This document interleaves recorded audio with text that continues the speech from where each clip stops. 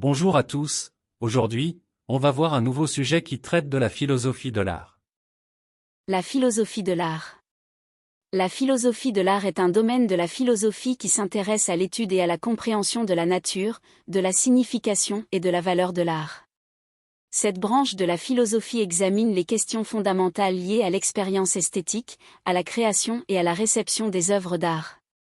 Historiquement, la philosophie de l'art remonte à l'Antiquité, avec des penseurs comme Platon et Aristote qui ont réfléchi sur la nature et la fonction de l'art dans la société. Au fil des siècles, de nombreux philosophes ont contribué à façonner ce champ d'études, parmi lesquels on peut citer Hume, Kant, Hegel, Nietzsche, Adorno ou Goodman. Parmi les questions centrales de la philosophie de l'art, on peut notamment citer 1. La définition de l'art. Qu'est-ce qui fait qu'une chose est une œuvre d'art? Quels sont les critères qui permettent de distinguer l'art du non-art? Cette question a fait l'objet de nombreux débats au fil du temps. À dire vrai, il n'y a pas de définition unique et universelle de l'art, car c'est un concept complexe et qui évolue au fil du temps. Cependant, on peut identifier certaines caractéristiques communes aux œuvres d'art. 1. L'art est souvent vu comme une forme d'expression et de communication de l'expérience humaine. 2. L'intentionnalité de l'artiste est de créer quelque chose qu'il considère comme une œuvre d'art.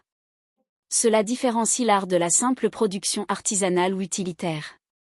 3. L'esthétique et l'appréciation sensorielle et émotionnelle que suscite l'œuvre chez le spectateur. Certaines qualités formelles, comme la beauté, l'harmonie, l'originalité, etc. sont souvent recherchées. 4. Le contexte culturel et historique qui influence la production et la réception de l'art. Ce qui est considéré comme de l'art varie selon les époques et les sociétés. Les critères permettant de distinguer l'art du non-art font l'objet de nombreux débats, car ils dépendent des courants esthétiques et des conceptions individuelles. Certains considèrent que tout peut être de l'art si l'artiste le revendique comme tel, tandis que d'autres s'appuient sur des critères plus traditionnels. En fin de compte, la définition de l'art reste une question ouverte et subjective, qui évolue en fonction des contextes et des perspectives. C'est un sujet qui suscite de nombreuses réflexions et interprétations depuis l'Antiquité. 2. La nature de l'expérience esthétique. Quelles sont les caractéristiques de l'expérience que nous faisons lorsque nous apprécions une œuvre d'art? Quels sont les mécanismes psychologiques, cognitifs et émotionnels impliqués? 1. Immersion et engagement émotionnel. L'expérience esthétique implique une immersion et un engagement émotionnel profond avec l'œuvre. Nous nous laissons captiver par la beauté, l'harmonie, l'expression émotionnelle transmise par l'art. 2. Processus cognitif complexe. Au-delà de la simple réaction émotionnelle, l'appréciation esthétique met en jeu des processus cognitifs complexes. Nous analysons, interprétons, comprenons les significations, les symboliques, les références culturelles de l'œuvre. 3. Plaisir et jouissance esthétique. L'expérience esthétique procure un plaisir, une jouissance, un sentiment de contemplation et de ravissement face à la beauté et à l'expressivité de l'art.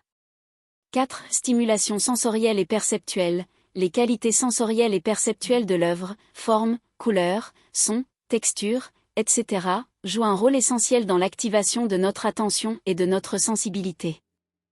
5. Rôle de l'imagination et de la création de sens. Nous ne nous contentons pas de recevoir passivement l'œuvre, mais nous mobilisons notre imagination pour donner du sens, interpréter, rêver à partir de ce qui nous est proposé.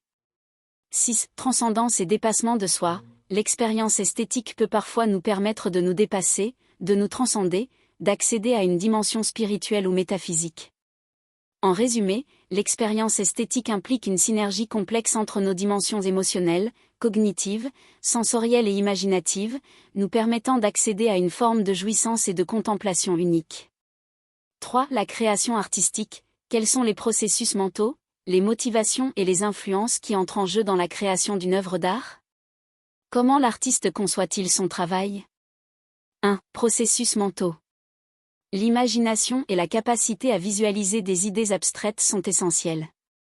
L'artiste fait appel à sa créativité pour concevoir de nouvelles formes, couleurs, compositions. La résolution de problèmes est importante, l'artiste doit trouver des solutions techniques pour matérialiser son concept.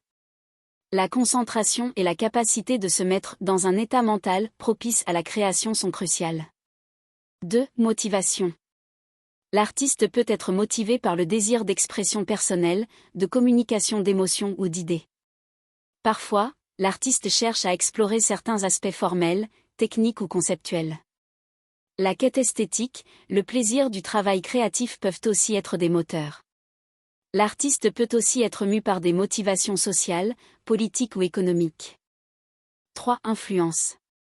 Les expériences de vie, les observations du monde, les rencontres influencent la vision et le propos de l'artiste. La formation artistique, l'étude des maîtres, l'appartenance à un mouvement façonnent le style. Le contexte historique, social et culturel dans lequel évolue l'artiste a un impact majeur. Les outils, matériaux et techniques disponibles à une époque orientent les possibilités créatives. En somme, la création artistique implique une alchimie complexe faite d'inspiration, de réflexion, de savoir-faire et de positionnement dans le monde.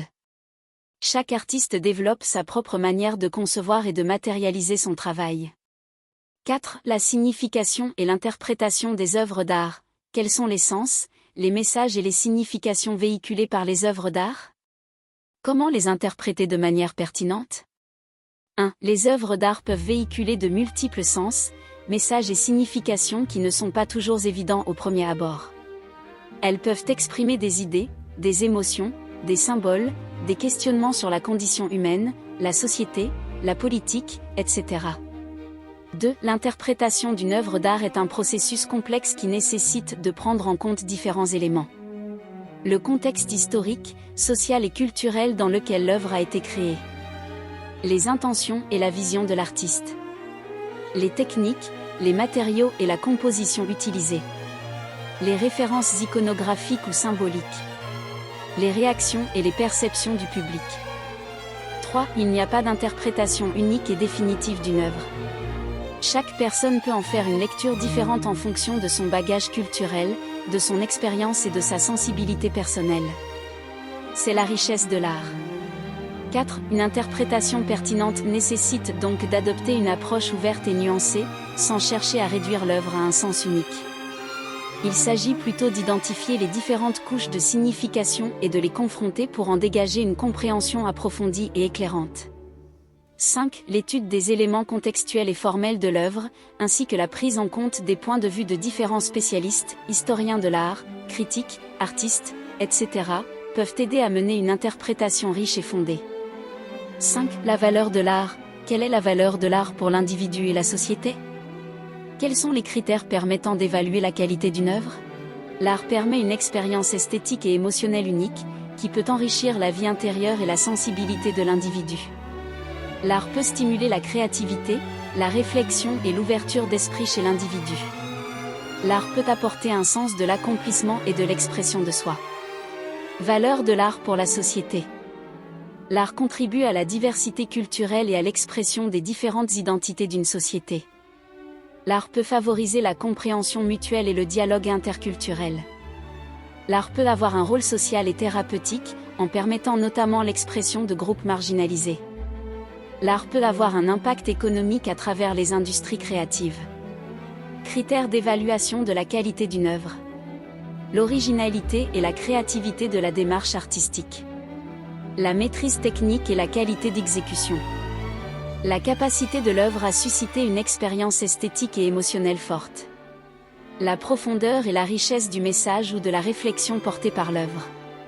L'influence et l'impact de l'œuvre sur son époque et les générations futures.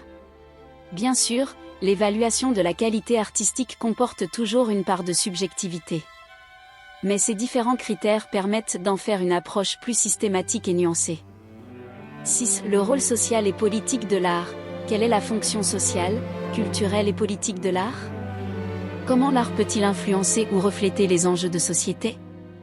Fonction sociale et culturelle. L'art peut refléter, commenter et critiquer les enjeux sociaux, culturels et politiques d'une époque.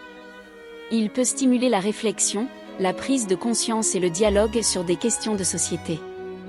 L'art contribue à la construction et à la transmission de l'identité culturelle d'un peuple.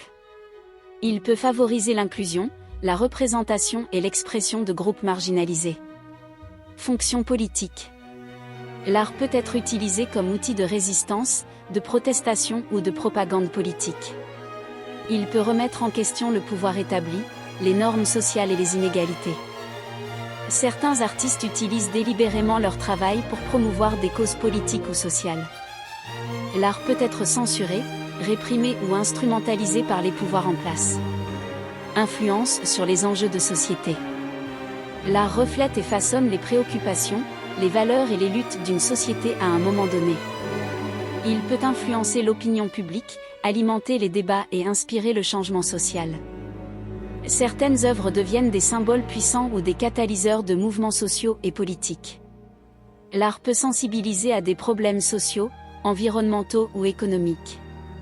En somme, l'art joue un rôle essentiel dans la sphère sociale, culturelle et politique, en reflétant, en commentant et en façonnant les enjeux de société. La philosophie de l'art mobilise des concepts et des outils issus de diverses disciplines comme l'esthétique, la théorie de la connaissance, la psychologie, la sociologie ou encore l'histoire de l'art. Elle vise à proposer une compréhension approfondie et rigoureuse de ce phénomène complexe qu'est l'art, dans toutes ses dimensions. Merci de votre attention.